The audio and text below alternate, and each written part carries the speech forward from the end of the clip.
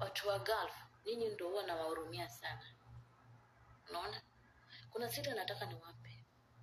Na wale wengine wako abroad, wewe uko Kenya, wewe uko kazini, unaenda mazishi, unaenda occasion yoyote, unaenda kusalimia rafiki yako, wewe uko kwa nyumba yako, unajua wewe ni mtu wa wageni kama Blackpink, unataka kwenda wapi, unaenda wapi. Na unajua lazima kuwe na mgorogoro sijui nini. It protects you from spiritual attack. Mambo ya kiroho, ile mambo ya kufanyiwa kama ujui.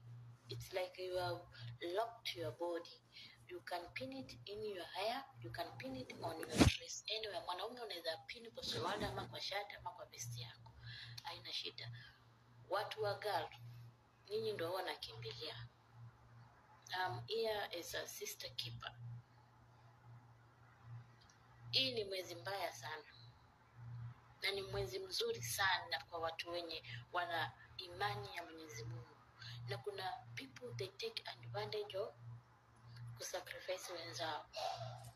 Hii ni siri na wapea. Wenye wamekaa Gulf sana wanajua chenye naongea. Kuna rafiki yangu alikuwa damu nikiwa Saudi Arabia. Mpaka Mwarabu alishtuka. Nilipigiwa simu nikaambiwa fulani amekuwa haezi ongea. Nikaambia Mwarabu wangu. Mwarabu akaanza kunipea siri za kwake, kulikuwa na mfanyikazi ako hivi, alikuwa anaona nini, sijui alikuwa anaona nini. Nikasema chuma chako kimondoni. So wenye mnaswali mswali kwa bidii, wenye mnaomba muombe kwa bidii.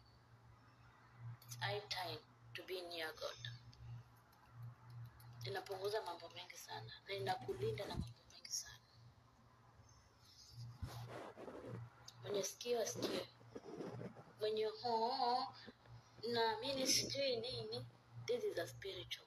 Na hakuna pastor atakwambia, hakuna imamu atakwambia, na hakuna mtu mwenye atakwambia. Better me na wafungua. Habari zenu guys.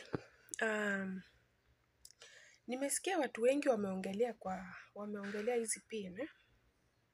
Watu wengi wanaongelea hizi pin za vipini. Wanaongelea vipini. Hizi vipini ziko na maana gani? Nilipita mahali kuna grupu inaongelea, kuna msichana aliongelea hiyo pin. Haya, nimepita pia TikTok nimeona huyo msichana anaongelea hiyo pin. Nani mwenye ashaitumia hiyo pin akuje tu aseme ukweli? Akuje tu atuambie hii pin kwa kweli inasaidia kitu